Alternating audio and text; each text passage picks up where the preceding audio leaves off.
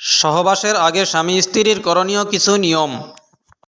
সহবাসের জন্য দিন বা রাতে একটি নির্দিষ্ট সময় ঠিক করা, তাইলে স্বামী স্ত্রী দুইজনেই শারীরিক ও মানসিকভাবে প্রস্তুত থাকতে পারবে। এটি তাদের তৃপ্তি বাড়াবে। এতে শারীরিক ও মানসিকভাবে দুইজনের কারো অপ্রস্তুত থাকার সম্ভাবনা থাকবে না। দীর্ঘ সময় মিলন করার জন্য পরিষ্কার পরিচ্ছন্নতা ও পবিত্র থাকা ইসলামের অত্যন্ত গুরুত্বের সাথে দেখা হয়। কিন্তু দেখা যায় অনেক নারী ঘরে ও স্বামীর সামনে পরিষ্কার হয়ে থাকে না, কিন্তু তারা যদি বাইরে কোথায় যায়, কোনো অনুষ্ঠানে যায়, তাইলে অত্যন্ত পরিষ্কার পরিচ্ছন্নতা হয়ে যায়।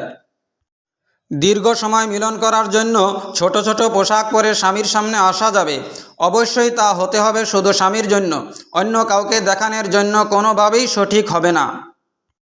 মানুষের মনকে আনন্দিত করতে সুগন্ধি অনেক প্রভাব ফেলে, এটাই মানুষের স্বভাব।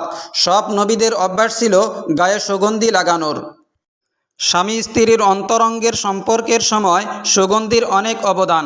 সুগন্ধি আকর্ষণ বাড়ায়, সুগন্ধি আনন্দ বাড়ায়। সহবাসের সময় স্ত্রীর সাজ পোশাকের অংশ হিসাবে সুগন্ধি মাখা কর্তব্য। এক্ষেত্রে স্বামীর যে সকল পারফিউম ভালো লাগে সেই সকল পারফিউম ব্যবহার করা উচিত। স্ত্রীর সাজসজ্জার মধ্যে গয়না অত্যন্ত গুরুত্বপূর্ণ।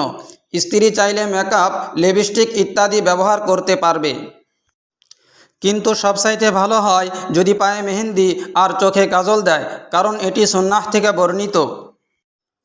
স্ত্রীর সৌন্দর্যের আরেকটি গুরুত্বপূর্ণ বিষয় হলো শরীরকে ফিটফাট রাখা ও সুস্থ থাকা। এতে নিজের সুস্থ থাকার পাশাপাশি স্বামীর সন্তুষ্টি পাওয়া যায়।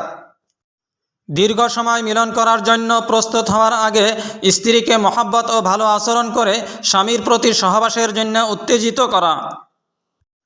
সেটা হতে পারে স্ত্রীকে চুমু খাওয়া, বুকের সাথে বুক মিলান, বিভিন্ন স্থানে হাত লাগান, আরও অনেক কৌশলে হতে পারে। সহবাসের পরেই সকল কাজ শেষ হয়ে যায় না। সহবাসের পরেও অনেক এমন কিছু কাজ থাকে যা সহবাসের অংশ। সহবাসের পরে করণীয় কাজগুলো। সহবাসের পরেই অবস্থান পরিবর্তন করে ফেলা ঠিক নয়, বরং কিছুক্ষণ ওই অবস্থায় থাকলে বিশেষ করে স্ত্রী তার নিজের চাহিদা পূরণ করে নিতে পারবে। ইসলাম আমাদেরকে সব সময় একে অপরের প্রতি দায়িত্বশীলতা ও ভালোবাসা শিক্ষা দেয়। সহবাসের পরেই স্বামী যদি উঠে চলে যায়, তাইলে স্ত্রী স্বামীর প্রতি ভুল ধারণা হতে পারে। সহবাসের পর কাপড় বা টিস্যু দিয়ে নাপাক স্থান মুছে ফেলতে হবে। এই ক্ষেত্রে একটি আলাদা চাদর বিছিয়ে রাখা সবচাইতে ভালো।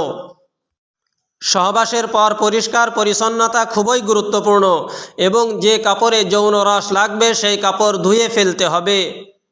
চিকিৎসকরা সহবাসের পর প্রস্রাব করতে উৎসাহ দেন। এতে লজ্জাস্থানের ভিতরে কোনো বীর্য থাকলে তা বের হয়ে যায়। এই ক্ষেত্রে ধোয়ার সময় প্রচুর ঠান্ডা পানি ব্যবহার করবেন না, এতেও পুরুষের যৌনাঙ্গ দুর্বল হওয়ার সম্ভাবনা রয়েছে। সহবাসের পর ফরজ গোসল করা খুবই গুরুত্বপূর্ণ।